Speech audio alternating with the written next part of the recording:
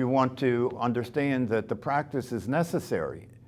The practice is necessary. The practice is something that you must do every single day without fail to try and counterbalance the craziness of your mind. Try and counterbalance it. We're not trying to get rid of the mind. You see, the thing is this, you have to understand meditation is not what's going to make the difference. A lot of people are confused about that. They think, oh, meditation causes me to experience my true nature. You know, so I want that. That sounds like a good deal. I want to experience that, so I'm going to practice meditation. So the meditation can cause me to experience my true nature. And then people who believe that, who are in a state of mind called more, different, and better, that's the way the mind works, more, different, and better. It's always looking for more, different, and better. Either more or less, yeah, less fat, more protein, different packaging, oh, that's good.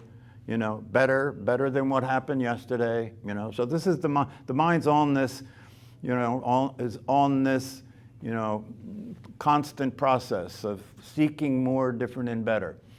And so if you apply that to meditation, more meditation is better than less meditation. And the more meditation is better than less meditation, right? Because if you believe that meditation is going to cause you to wake up and experience your true nature, then that would seem to be a good idea, right? It doesn't do that. It doesn't do that. Why? Because what the teachings tell us, and this is why the teachings are so important, what the teachings tell us is you already are what you are. How could that not be the case? You're experiencing your true nature right now. You just don't know it because you're busy thinking all the time. You've given your life to a thought process. You've given your life to a mental state. And you're living in that mental state, right? And it's torturing you. The mind is tyrannical when it's untrained. It's tyrannical. It doesn't care about your well-being. It doesn't care whether you're happy. All it cares about is the preservation of the body and the ongoing existence of you as a personality.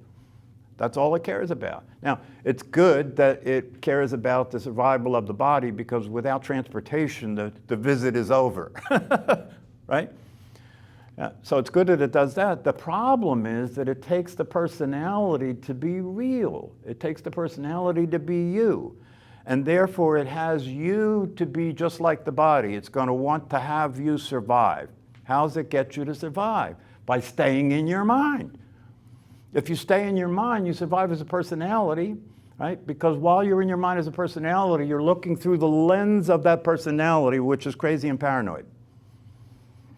You know, you don't notice that because the crazy and paranoid that you experience is called normal. Because everybody's crazy and paranoid. That makes it normal, right? But when you're in this crazy and paranoid state of mind, you walk around in your life looking to see, who's coming to get me? Isn't this something must be going to hurt me? It's either that, right?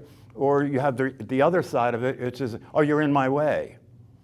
You know, this is so much the case of the mental state that you can't drive your car. You cannot drive your car without feeling that people are in your way. That's how the mental state is. Are they really in your way? Wouldn't it be nice to discover they're not in your way so you could relax and drive your car already? You know what I mean? But it begins with waking up and being able to look at the mind and see what the mind's doing and realize that's crazy. That's crazy that I can't drive my car without feeling I'm on a racetrack. That's crazy. I can't be with my family without making sure they meet my standards. And if they don't, I'll reject them. I don't care if they're my family. You see, once you're in the experience of yourself as a separate self, everybody else is not you. And so you got to be careful, right? Because they may be plotting something, right? Paranoia is the state of the personality. The paranoia. It's concerned and worried about what's going to happen, isn't it? Yeah. If you watch this voice in your head, that's what it's doing all day long. You know, are you hungry? What do you need? What do you want? Who's that person? I don't know them. Stay away. All day long, it's doing that. It thinks it's protecting you, right? It's an innocent program that has been designed to protect you, right? The only problem is your true nature doesn't require protection. And your true nature is not a body and not a personality. And when you practice meditation, it becomes possible to have a direct experience of that being the case. So you don't have to believe in anything. You don't have to have faith about anything. All you have to do is relax enough and begin to experience the way it actually is and what you actually are. It takes patience and it takes time, because when you begin to practice meditation, as many of you may have noticed if you're just a beginner at this, right? In the beginning, this is, you're sitting with craziness, which is not fun. You're sitting with craziness in the beginning, right? So you have to see that through. In the beginning, the mind will desperately try and overpower this process to get you back. Because according to the program that the mind is playing, if you go away, if you stay away too long, you'll die. That's what the program is designed to believe, right? That your attention must remain here, because if your attention doesn't remain here and this is not continuing to generate the illusion that you're a personality, then you'll be dead. But according to the teachings, the death of this is the awakening of that. The death of the personality is the awakening of your true nature as awareness. And that death as a personality is a very easy death. I highly recommend it. The death of a personality is a very easy death. All you have to do is allow yourself to be clear. Sit in a relaxed state and allow yourself to be clear and notice that the personality is a concept, a self-concept. Are you a concept? Is a concept real? Yeah. So if you recognize that the personality, what you take yourself to be, is a concept, it is not real. It doesn't actually exist. That's why you have to be in your mind all the time to have it continually recreate the idea that it does through thinking. Because if you stop thinking, it blows the operation, right? So if you want to die now so you can get that out of the way and be happy, all you have to do is allow yourself to realize what you took yourself to be never existed. That's a death. As soon as you get that that's the case, that's a death. That's the end of the reality of your personality. And from that point forward, you see the personality as a program, not a reality. And you see it from what you really are as awareness.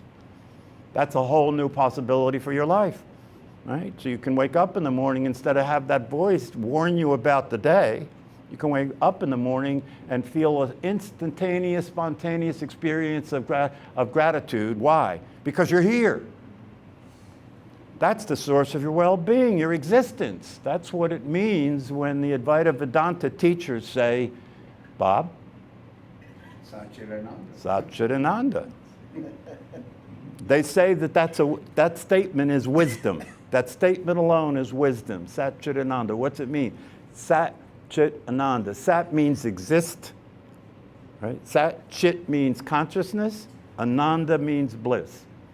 And what that means, as hard as this is to believe, if you could put aside all the stuff you pay attention to all the time that's driving you crazy, if you could put that aside and experience what it would be like to be you without that, it would be blissful. Blissful. Nothing happening. I'm just here. I'm just here. I'm experiencing awareness as myself, and that awareness is impersonal, and that awareness is not limited by my skin, and that awareness is not separate from anything else. This is called non-duality. That awareness is not separate from anything else. So that awareness provides for me the opportunity to experience a transformation. And that awareness provides for me the opportunity to experience a transcendence. So I rise above. When I experience my true nature, that true nature rises above the reality that I thought I was part of.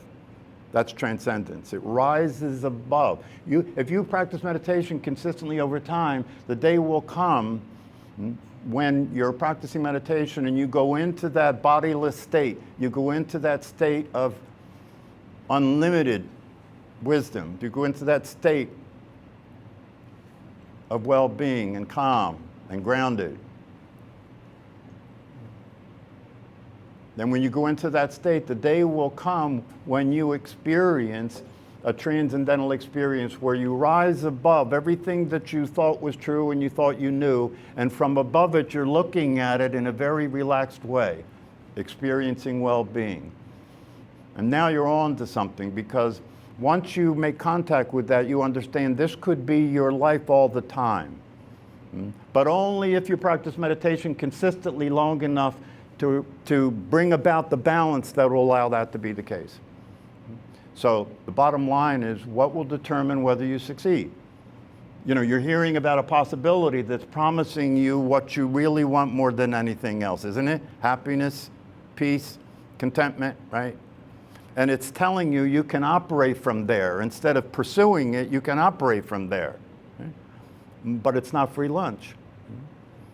And so what will determine the success, whether you succeed with meditation? Well, obviously whether you do it, right? But not just whether you do it, it's whether you do it every single day without fail. Because you're always practicing, by the way.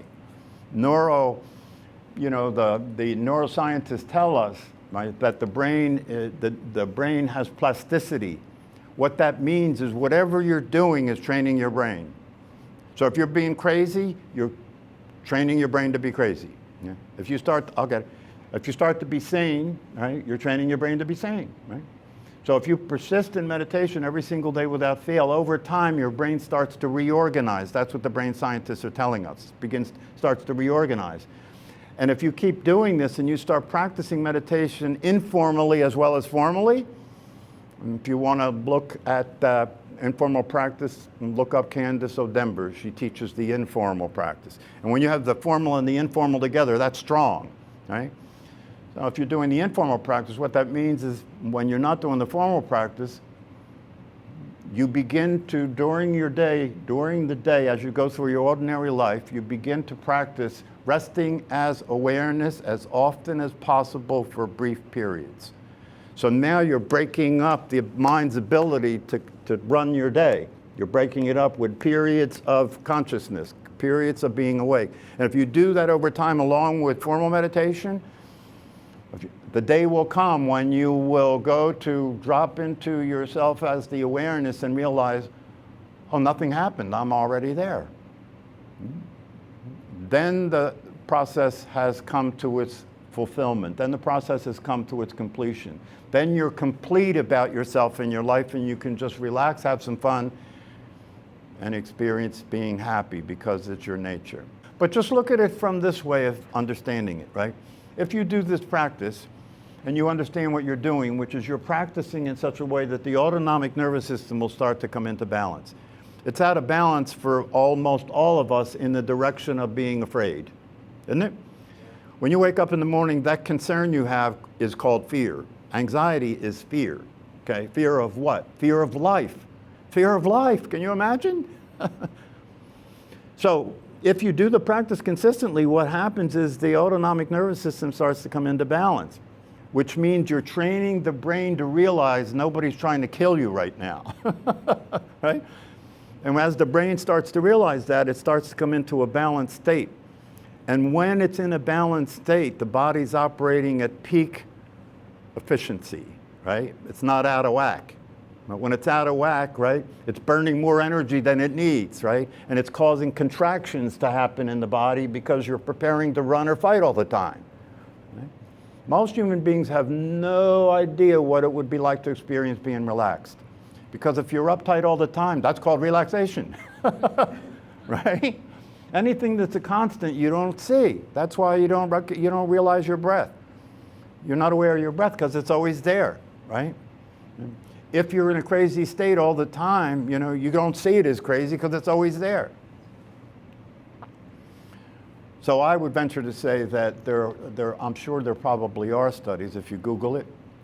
And if you go to if you go to some of the research, the brain research that's been done, I'm sure there's a lot of work that's been done there. One of the things that's been done, because they call this mindfulness, as an educational process, right?